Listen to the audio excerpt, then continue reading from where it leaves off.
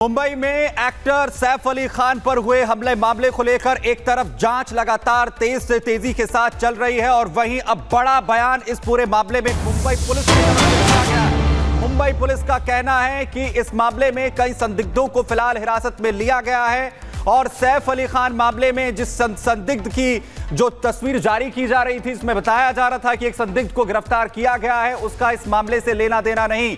वहीं पूछताछ लगातार पुलिस कर रही है, अभी तक किसी को हिरासत में नहीं लिया गया है। इस केस में यह बड़ा बयान मुंबई पुलिस का सामने आया है। थाने लाए गए व्यक्ति का हमले से कोई संबंध नहीं है, यह भी पुलिस की तरफ से कहा गया। दरअसल एक शख्स जिसे हिरासत में लेकर बांद्रा स्टेट पुलिस स्टेशन लाया गया था, उसका सैफ पर हमले मामले में कोई लेना देना नहीं है, यह पुलिस का कहना है। और इसी खबर पर सागर हमारे सहयोगी बने हुए हैं उसी थाने के बाहर से जहां पर संदिग्ध व्यक्ति को लाया गया था। लेकिन सागर, मुंबई पुलिस ने क्लियर कर दिया है जिस व्यक्ति को लाए हैं उसका घटना से कुछ लेना देना नहीं है। और हम भी बार बार रिपब्लिक भारत भी बता रहा है कि हूबहू चेहरा मिलता है, लेकिन वो व्यक्ति आरोपी नहीं है। क्या कुछ और कह रही है मुंबई पुलिस की टीम? देखिए प्रियंका, बिल्कुल अभी अपडेट हम आपको दे रहे थे लगातार, लेकिन सबसे पहले बड़ी खबर भी ये भी बता दें कि जो संदिग्ध आरोपी था उसको फिलहाल मुंबई पुलिस यहां से लेकर अब जा चुकी है। और जब मुंबई पुलिस उसको लेकर यहां से जा रही थी, उसका सर एकदम नीचे दाब दिया गया।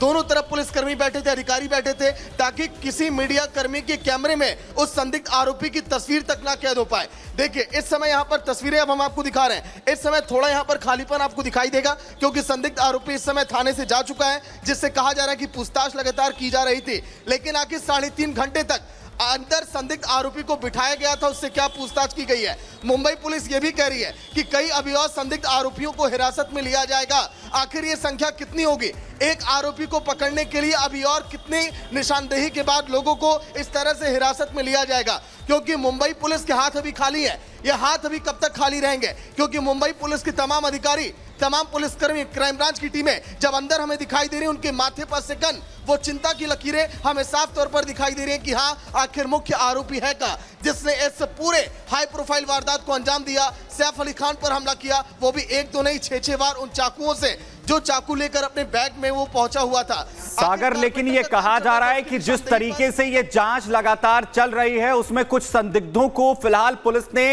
हिरासत में लिया है, उनसे पूछताछ भी हो रही है। कहां उन लोगों को रखा है, क्या पूछताछ हो रही है, इसके बारे में कोई जानकारी, कोई सूत्र जानकारी दे रहे हैं मुंबई पुलिस के? देखिए अभी तक फिलहाल इस बारे में तो कुछ कहा नहीं गया मुंबई पुलिस की तरफ से, लेकिन अभी केवल यहां पर एक ही संदिग्ध सुबह से सुमित आया था और वो संदिग्ध को यहां से भेज भी दिया गया है। पुलिसकर्मी उसे बीच गाड़ी में बिठाकर बड़ी सुरक्षा के साथ लेकर गए क्योंकि वो नहीं चाहते थे कि वो मीडिया के सवालों का जवाब दे, वो संदिग्ध आरोपी से कोई सवाल जवाब करे मीडिया की टीम। अब और संदिग्ध कहां पे है? क्योंकि मुंबई का देखिए ये बांद्रा पुलिस स्टेशन यहीं पर है और यहीं पर ही लगातार सभी से पूछताछ हो रही है। चाहे हम नौकर नौकरानियों की बात करें, चाहे हम बात करें जिस संदिग्ध आरोपी को पकड़ा गया, आखिर अन्य आरोपी हैं कहां पे जिन्हें संदिग्ध कहा जा रहा है मुंबई पुलिस की तरफ से? कहीं ऐसा तो नहीं कि इस पूरे मामले में अभी थोड़ा सा पर्दा डाला जा रहा है कि हाँ, मुंबई पुलिस की जांच तेज है, जल्दी हम खुलासा हम करेंगे? क्योंकि इस गिरफ्तारी को लेकर अब देखिए दबाव बन गया पूरी तरह से। क्राइम ब्रांच के लिए, मुंबई पुलिस के लिए, दोनों टीमें देखिए दो धड़े में इस समय बटी हैं कि अब गिरफ्तारी कैसे इसकी की जाए। कौन, देखिए दोनों टीमें अपने अपने एंगल से इस पूरे मामले के खुलासे में लगी हुई हैं। लेकिन अब मुंबई पुलिस की तफ्तीश और भी अब तेज हो गई है। हमने देखा कि कई सारे अधिकारी यहां पर पहुंचे थे, वो अब अलग अलग जोन में अब जा चुके हैं कि आखिर आरोपी को जो ट्रैक किया गया, क्या वो आरोपी जहां ट्रैक किया गया वहीं है उसके आसपास, और अब आज कैसे ट्रैकिंग की प्रक्रिया चलेगी आरोपी के लिए? क्योंकि सैफ अली खान की देखिए सेहत में सुधार तो हो रहा है। सैफ अली खान अभी 1 हफ्ते और हो सकता है अस्पताल में रहें, लेकिन अगर संदिग्ध आरोपी अभी भी अगर सलाखों के बाहर है और चैन की हवा। ठीक है सागर, आपका फिलहाल के लिए बहुत शुक्रिया, महत्वपूर्ण जानकारी आप दे रहे हैं। पल पल इस खबर पर नजर बनाए रखेंगे और इसी बीच अब अगली खबर की तरफ रुख करते हैं और ये खबर होगी उत्तर प्रदेश के संभल से, जहां पर नहीं मिला जवाब तो क्या बर्क का होगा हिसाब, ये बड़ा सवाल है।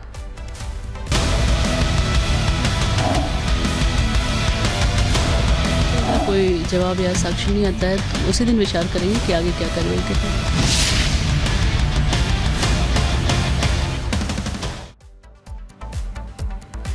और इसी बीच एक महत्वपूर्ण जानकारी आपको दे दें, समाजवादी पार्टी के सांसद जियाउर रहमान बर्क की मुश्किलें कम होने का नाम नहीं ले रही हैं। सपा सांसद जियाउर रहमान बर्क को बिना नक्शा पास करवाए मकान बनवाने के लिए अपना जवाब देना था, उसको लेकर कोई जवाब नहीं दिया है। इस पर विवाद लगातार बढ़ता जा रहा है कि आखिर कैसे एक सांसद जो है बिना नक्शा पास कराए अवैध तरीके से इतनी बड़ी इमारत खड़ा कर देते हैं, और जब जवाब देने के लिए पूछा जाता है तो ना उनका वकील पहुंचता है ना खुद सांसद साहब पहुंचते हैं। तो ऐसे में कितनी मुश्किलें बढ़ गई है बर्क साहब की, इस रिपोर्ट में दिखाते हैं।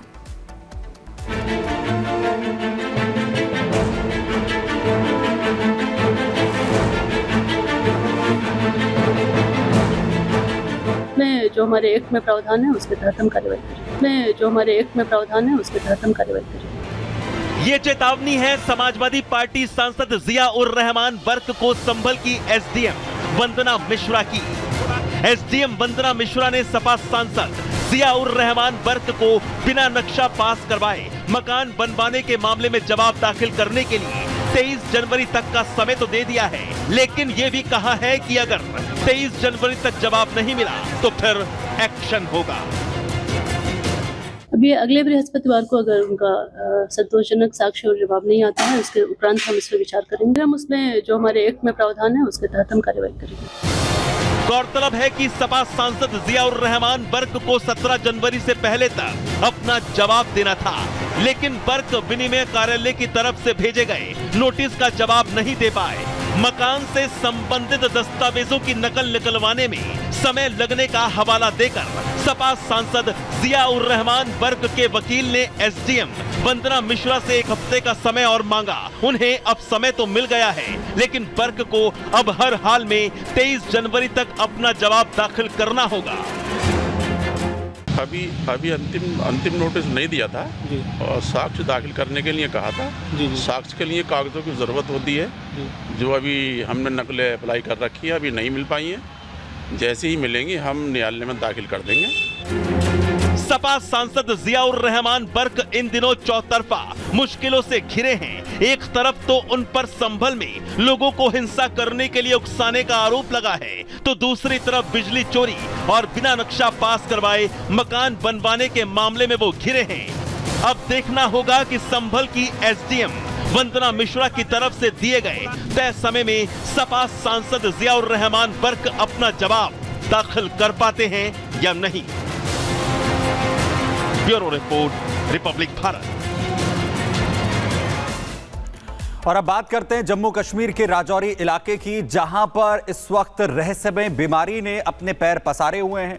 अभी तक तकरीबन 15 लोगों की जान ये रहस्यमय बीमारी ले चुकी है। लोग इसे जहरीली साजिश बता रहे हैं, तो वहीं प्रशासन जुटा है लोगों की मौत का कारण जानने में। जरा देखिए।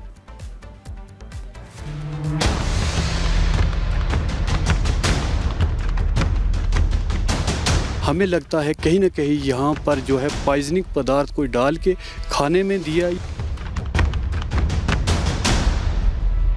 जम्मू कश्मीर का राजौरी जिला, जिसके बधाल गांव में इस वक्त मातम पसरा है। एक अलग तरह के डर में लोग जीने को मजबूर हैं। हर समय एक रहस्यमय बीमारी का साया छाया हुआ है, साया भी ऐसा कि जो लोगों की जान पर भारी पड़ रहा है। परिवार के परिवार खत्म हो रहे हैं, कलेजे के टुकड़े अपने माता पिता से दूर हो रहे हैं। हर तरफ भय और दहशत है।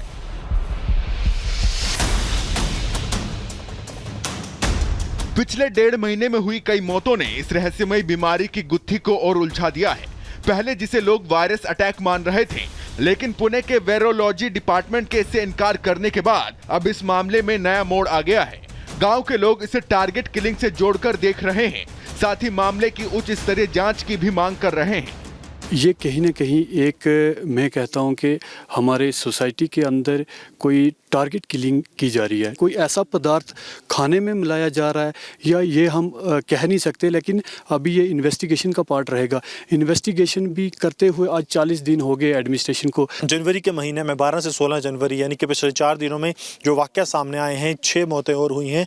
उसके बाद प्रशासन जो है उसने इसको काफ़ी सजगता से लिया है। जो अभी तक एनालिसिस किया गया है बॉडीज़ का डिसीज की, उसमें ये सामने आया है कि न्यूरोटॉक्सिन्स जो हैं वो उस बॉडी में मौजूद थे। किसी भी तरह के वायरल की अगर बात की जाए उसे जो है नेशनल वायरोलॉजी इंस्टीट्यूट पुणे की तरफ से पूरी तरह से रूल आउट कर दिया गया है।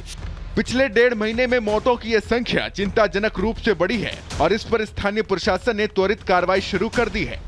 राजौरी में बीते करीब 40 दिनों में 15 लोग अपनी जान गंवा चुके हैं। 7 दिसंबर को एक ही परिवार के 5 लोगों की मौत हो गई। इसके बाद 12 दिसंबर एक दूसरे परिवार के 4 लोगों की जान चली गई। 11 जनवरी को तीसरे परिवार के 4 बच्चों की मौत हो गई और फिर 12 जनवरी और 15 जनवरी को भी 2 लोगों को अपनी जान गंवानी पड़ी, जिसमें बच्चे शामिल हैं। लगातार हो रही मृत्यु के चलते लोग आशंकित हैं और मौत का कारण जहर देकर टारगेट किलिंग की आशंका जता रहा है, जिसके बाद मामले की जांच के लिए 10 सदस्यीय एसआईटी का गठन किया गया है।